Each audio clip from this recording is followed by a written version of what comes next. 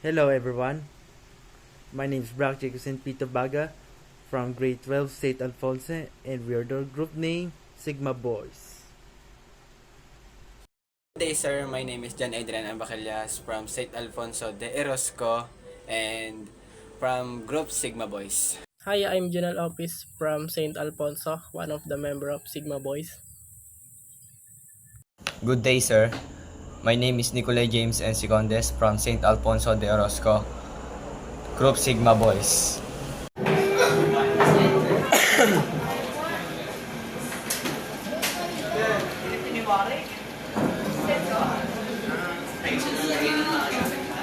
Pashan. Sir, pashan. Init na. Oh, Shendai, Shendai, oh, Shendai,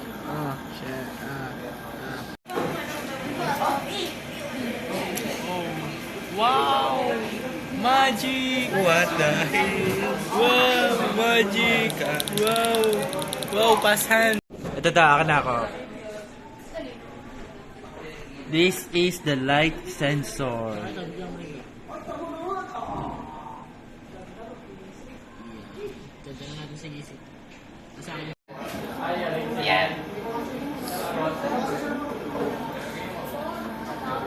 Serial monitor ang pagtanda. Okay, thank you.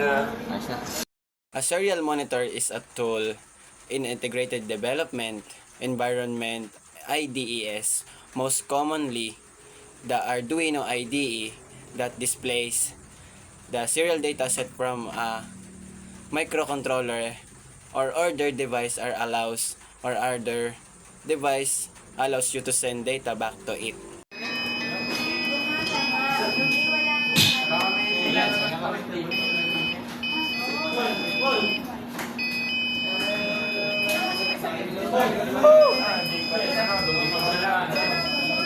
Red eye.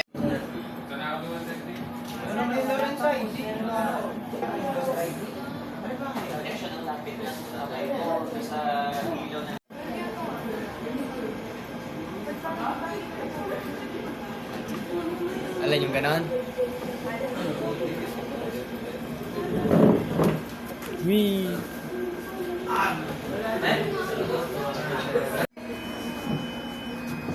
Spaboy. Sure. Yan.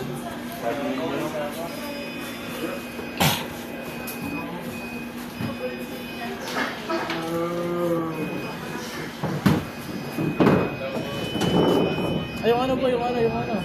Hindi, wala eh. Wala pala. Alam mo, kasama mo na. Okay na yan. Ang masasabi ko lang po sa ginawa po namin mga projects sa robotics, hindi naman po kayo masyadong nahirapan kasi nandiyan naman po si Sir Aaron para gabayan po kami. Kapag po hindi po kami nakakuha codes or hindi po tama sa mga wirings po namin, ginaguide naman po kami na Sir Aaron. At isa po sa mga pinaka-paborito kong ginawa po namin doon is yung ultrasonic sensor. At yung mga components naman po nun is buzzer, LED lights, jumper wires, tapos serial monitor, tsaka po resistor, yun po.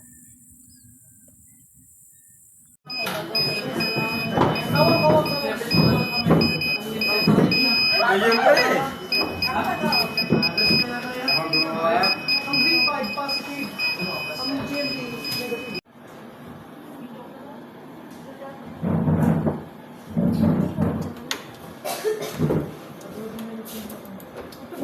Video ka na yan. Black and white.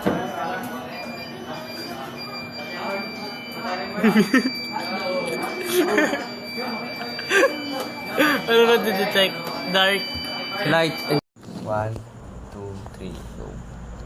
An IR proximity sensor works by emitting an invisible beam of infrared light and detecting the reflection of this light of a nearby object.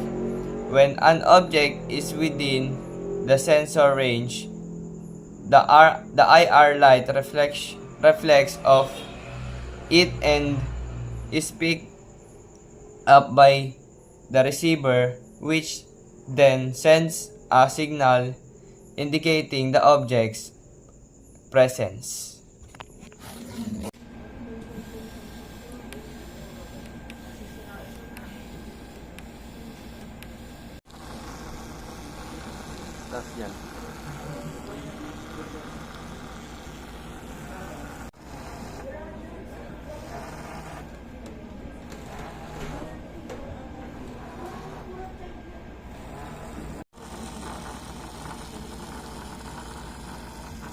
Ganda ng camera mo man.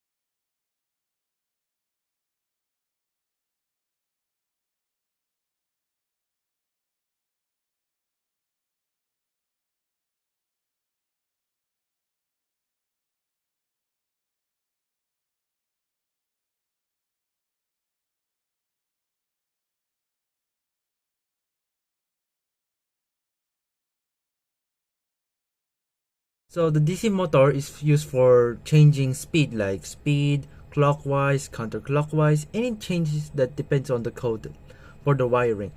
Well, we find it difficult for the wiring because of the pin 10, like pin 10 IN3 or pin 10 IN4 or like that, because it was difficult. But soon we will learn enough. Nauna po, hindi ko na po talaga alam kung anong kahalagaan ng subject na robotics sa strand po namin na ICT. Lalo na pagkakaalam ko po talaga sa strand namin ay tungkol lang po talaga sa mga computers. Pero nagtagal, mas naintindihan ko po na mahalaga po ang subject na robotics sa strand namin as ICT. Tapos, noon na rin po, akala ko po talaga mahirap yung robotics. Kasi magagawa po kayo ng mga projects or mag-invento po kayo ng kung ano-ano. Ay di na po kung ano-ano. Bale, yung project po na mag-invento po kayo ng makakatulong po sa akala ko po talaga mahirap yon. Pero nung nagtagal, initahan ko po na madali lang naman po pala. Basta makikinig ka lang po sa teacher mo at mag-aaral po ng mabuti. Good day, sir. Ang reflection ko ay marami akong natutunan sa Robotics 3 at natutunan ko din kung paano mag-wire. Pero minsan, may nakakalito din. Yun lang. Wala nang iba. Basta, masaya ako, sir, sa ginagawa ko. Yun lang. Thanks. As for the next components, we will try something like ultrasonic sensor with buzzer or IR sensor with the buzzer and LED lights. It depends which situation we need. So, thanks for watching.